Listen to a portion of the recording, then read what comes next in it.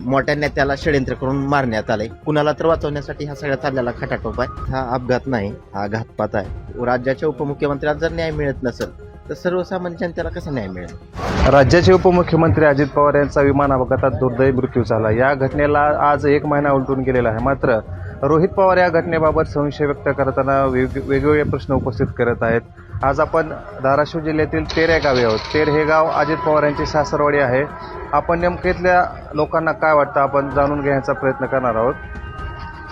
दादा, काय वाटतं? अजित पवारांचा विमान अपघातात मृत्यू झाला. रोहित पवार वारंवार संशय उपस्थित करतायत. राज ठाकरेंनी देखील हा अपघात धोक्यामुळे झाला की धोक्यामुळे झाला असा सवाल उपस्थित केलेला आहे. आपल्याला काय वाटतं? नाही, निश्चित हा अपघात नाही, हा घातपात आहे. कुणीतरी हे षडयंत्र रचून आणलेलं आहे. कारण ज्या पद्धतीनं आज 28 जानेवारीला दादा गेले आणि 28 जानेवारीपासून आज 28 फेब्रुवारी 1 महिना होऊन गेला. आज 1 तारीख आहे. आजपर्यंत FIR दाखल झालेला नाही. बरं, जर समजा हे काही काळ वेळ नसतं तर FIR दाखल करून घेतला असता. आणि तपास हा क्रिमिनल आहे शेवटी, कारण त्याचा अपघात झाला, 5 लोक मेलीत. बरं, कुठल्या कंपनी समजा आपल्या एखाद्या गाडीचा ॲक्सिडेंट झाला तरी FIR होतो. आणि इतक्या मोठ्या राज्याच्या नेत्याचा जर अपघात झाला त्यानंतर FIR होत नाही, ही शोकांतिक आहे. जर राज्याच्या उपमुख्यमंत्र्याला जर न्याय मिळत नसेल तर सर्वसामान्य जनतेला कसा न्याय मिळेल?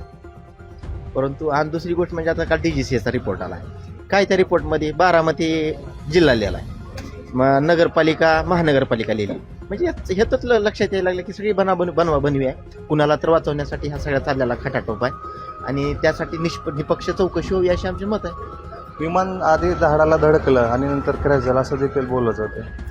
तुम्ही आता त्या ठिकाणचा जर स्पॉट बघितला तर मला तर कुठं त्या स्पॉटवर मी स्वतः पण जाऊन आलोय. त्या ठिकाणी कुठं झाड तर आम्हाला दिसलेलं नाही.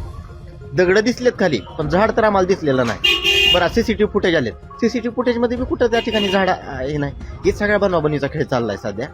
मोठ्या नेत्याला षडयंत्र करून मारण्यात आलंय. हे आता निश्चित म्हणजे त्याच्यावर शिक्कामोर्तब होत चाललाय. आता अमोल मिटकरी यांनी देखील संशय उपस्थित केलेला आहे. काय वाटतं? नाही, अमोल मिटकरी असतील, आदरणीय रोहित दादा असतील, ही दोघं लढवाया नेते लढायला लागले. परंतु काही जण मुग गिळून, जी मलिदा गँग आहे ती मुग गिळून गप्प आहे, कारण स्वार्थासाठी ती राजकीय बाब फोडकायला लागलेत. परंतु आमच्यासारख्या कार्यकर्त्याला त्या नेत्यानं आमच्यावर भरपूर प्रेम केलं. ते ह्या गावचे जावाई आहे. तर आमची इच्छा आहे की ही त्या निपक्ष चौकशी व्हावी आणि खरं काय ते लोकांसमोर यावं. एक तर अजितदादाचा अपघात आहे का ते तरी सांगा, घात आहे का ते तरी सांगा, चौकशी तर करा. नसतं दादा कुठे लपवून ठेवलेत का ते तरी आम्हाला सांगा, पण आमच्या कार्यकर्त्याचा काय बळी देऊ नका. आता काय वाटतं? तेरच्या जावयांचा मृत्यू झालेला आहे. अपघात घातपात काय वाटतं आपल्याला?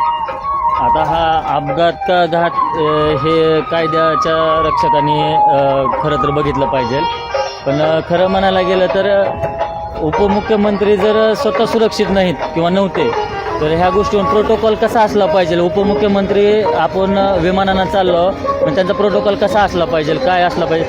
त्यांनी जर सुरक्षित नाही तर आम जनता कशी सुरक्षित राहील, हा मोठा सगळ्यात प्रश्न आहे. आणि माझं म्हणणं एवढंच आहे की ह्या गोष्टीची तंतोतंत व्यवस्थितपणे कारवाई व्हावी आणि व्यवस्थितपणे ह्या गोष्टीचा निकाल लागावा आणि आमच्या तेरच्या जावयाला न्याय मिळावा, म्हणजे आमच्या सामान्य जनतेला न्याय मिळेल. तो दादांच्या काय आठवणी आहेत? तेरसाठी खास विशेष काय आठवणी आहेत का?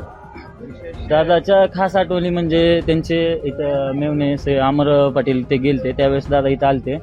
तर दादांनी म्हणजे मातीला आलेले होते, तर दादांनी पुरेपूर लक्ष तेरकट दिलेलं होतं इथं आल्यानंतर. जाताना व्यवस्थित म्हणजे ज्या मातीला जाताना चालत जाताना जे त्यांनी व्यवस्थित निरीक्षण केलं आणि लगेच ते काम दुसऱ्या दिवशी काम चालू झालं.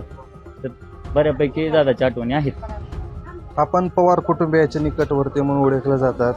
काय आठवण आहेत? आणि आपण त्या दिवशी पवार कुटुंबाच्या सोबत गेलो होतो. मी सोबत होतो त्यावेळेस दिवशी. मी स्वतः दादांची बॉडी बघितली आणि त्यावेळेची परिस्थिती अत्यंत वेदनादायी होती. दादांच्या आठवणी खूप आहेत. दादाचं कायम तेरवर लक्ष होतं. आम्ही ज्या वेळेस आम्ही तेरला म्हणजे त्यांना भेटायला जायचो त्यावेळेस इथल्या गुरभागाचा प्रश्न असेल, पुन्हा इथल्या वास्तुसंग्रहाचा विषय असेल, इथली डेव्हलपमेंट असेल, ग्रीनरीच्या बाबतीत असेल, बऱ्याच वेळेस आमची त्यावर चर्चा झाली. आम्हाला त्यांनी मार्गदर्शन केलं, आम्हाला सांगितलं की तुम्ही अशा प्रकारे करा. परंतु काही ठिकाणी इथल्या राजकीय नेत्यांना त्यात पडायचं नव्हतं, त्याच्यामुळे हा विकास आमचा थोडासा रखडला.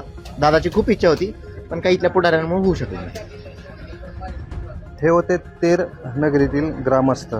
अजितदादांचा घातपात झालाय की अपघात झाला हे स्पष्ट सांगा, का दादांना कुठं लपवून ठेवलेलं आहे हे देखील एकदाच स्पष्ट सांगून टाका, मात्र कार्यकर्त्यांचा बळी देऊ नका असं देखील या नागरिकांनी सांगितलेलं आहे. मी वैभव पारवे, तेर, धाराशिव.